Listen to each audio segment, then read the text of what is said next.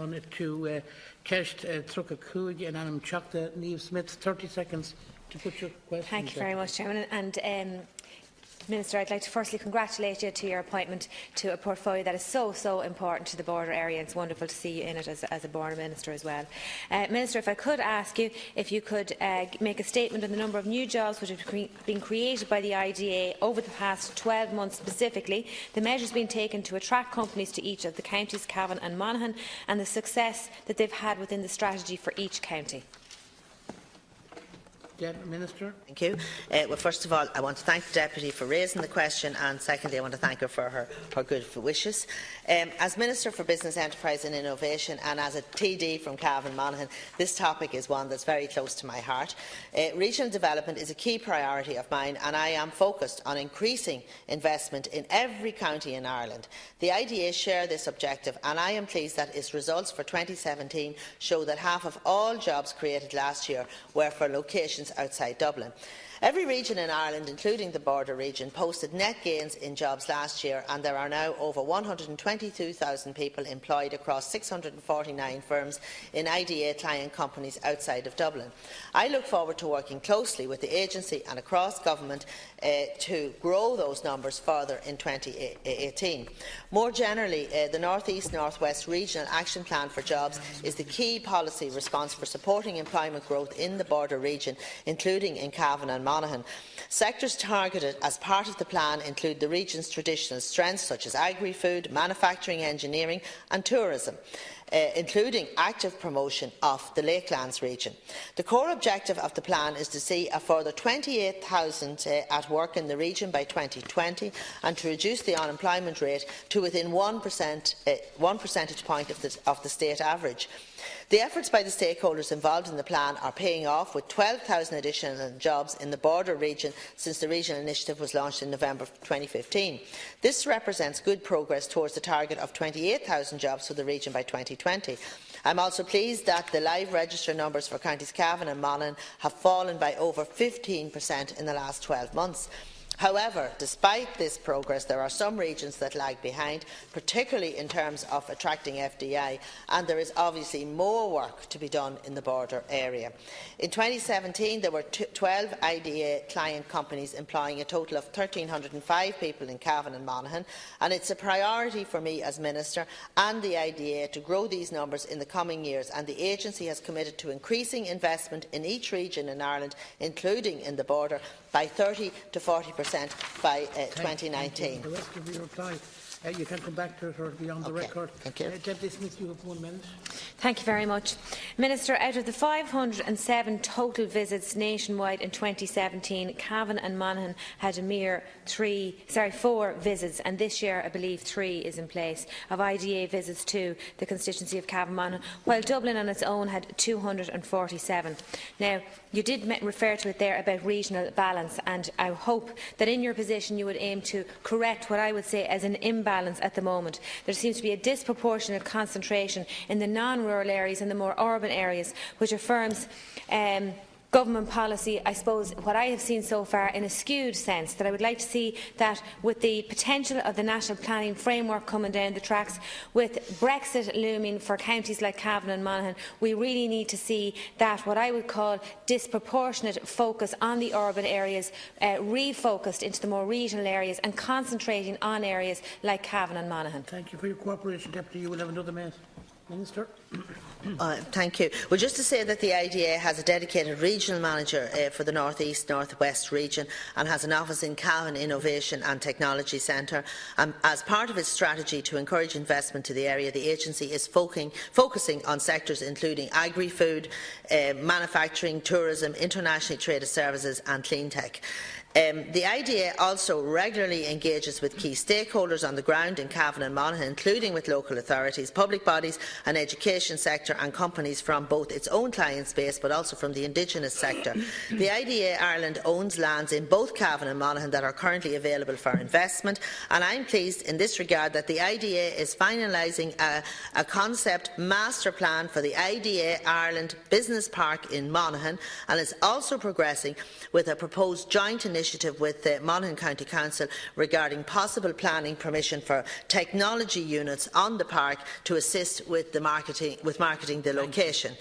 I think just to say that it's important to emphasise that FDI only forms one part of investment in regional locations. Thank you. Sorry, I'm not putting you off, I hope, Minister, but I just want to keep the times right. Thank you.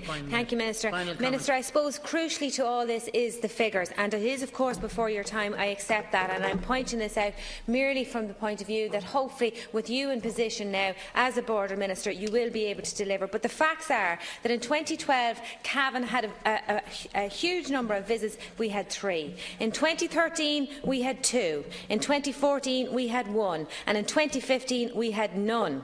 In 2016, we had 2. Monaghan in 2012 had no visits. In 2013, it had 1. In 2014, it had 0. In 2015, it had 2. And in 2016, it had 2. Minister, I would ask you here today to ensure that 2018, 2019 and this National Planning Framework certainly bolsters that, increases that and makes sure that Cavan and Monaghan, and as you know, we have 2 vacant sites. We have one in Cavan. I appreciate you have somebody appointed there now with responsibility for the region, and we have a vacant site in Monaghan. And as long as my time on Cavan County Council, which it was back as far as 2009, it was a constant battle with the IDA to make Cavan and Monaghan places that are exemplary in terms of attracting new businesses. And I would certainly just finally ask that the 2018 and forward on from there, that the figures would certainly increase from the abysmal figures I've just called out. Final comment, Minister. Thank you. Well, first of all, Deputy, can I agree with you in terms of the number of visits to Cavan and Monaghan, and I want to be very clear here. I want to support Cavan and Monaghan, but I also want to support the border region in every way that I can, and there will certainly be a strong focus on job creation in the region. Just last week I met with the CEs of Monaghan County Council, Cavan County Council, Louth County Council and Meath County Council, together with senior officials from the IDA and Enterprise Ireland and my department, and to look at ways of how we can work collaboratively to attract FDI, because we do have a lot to offer, and also to support indigenous industry and look at how the 4 counties could work together in attracting funding through the Regional Development Fund. So I have had that meeting, and I intend to meet with the CEs in the North West region as well, to see how we can shine a light on the border region, which is lagging behind, and I accept that, but you can rest assured that I'll be doing everything I can to increase job creation in the area. Thank you, Minister. Thank you, Deputy Smith. Now we go to question Trucashay in the name of Deputy Niall Collins. 30 seconds, Deputy.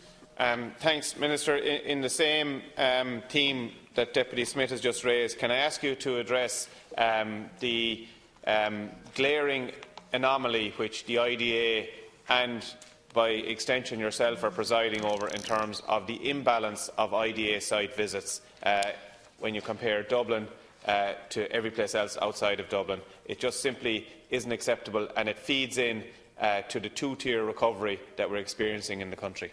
Thank you, Minister. Thank you, and thank you, Deputy, for raising this issue. IDA Ireland is leading our efforts to attract even more foreign direct investment to regional Ireland. The agency continues to work towards key development targets set out in its 2015-2019 strategy, including increasing investment by 30 to 40% in every region. Since the launch of that strategy, half of all jobs created by client companies have been based outside of Dublin. To quantify the extent of this impressive result, it means that just under 30 jobs have been created in the regions in 3 years. Moreover, the agency's 2017 results showed that every region posted net gains in jobs last year. This shows that real progress is being made towards increasing the regional spread of FDI all over the country. Site visits represent an important tool through which investors can be encouraged to invest in regional areas, and the IDA always does its utmost to ensure that investors consider all potential locations when visiting Ireland. Ensuring that there are properties available for potential multinational investors is a key component of that approach. If there were no available properties in the regions, IDA owned or otherwise, it would significantly diminish the agency's capacity to attract and win new investments there. Overseas firms need to know that there are suitable sites and facilities in an area before they make the decision to invest. I want to stress that the portfolio of properties held by IDA Ireland depends on the level of demand from investor companies. The agency also helps to provide property solutions for Enterprise Ireland clients wherever possible. The objective is always to ensure that companies, small or large, indigenous or multinational, are connected with the right property in the right location so that the business concerned can thrive and jobs can be created.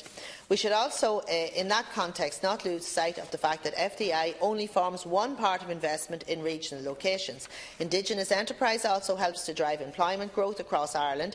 All government departments and the state's enterprise agencies work together constantly to help foster and support Irish companies wherever they can. The IDA has a property portfolio so that it can readily help potential job creators find a suitable place in which to do business. The availability of these properties is key to our ongoing efforts to attract more firms to this country. The underlying objective, though, is always to match companies with these sites and properties so jobs and economic opportunities can be created. Thank you, Minister. Thank you. Collins, 1 minute. Thanks.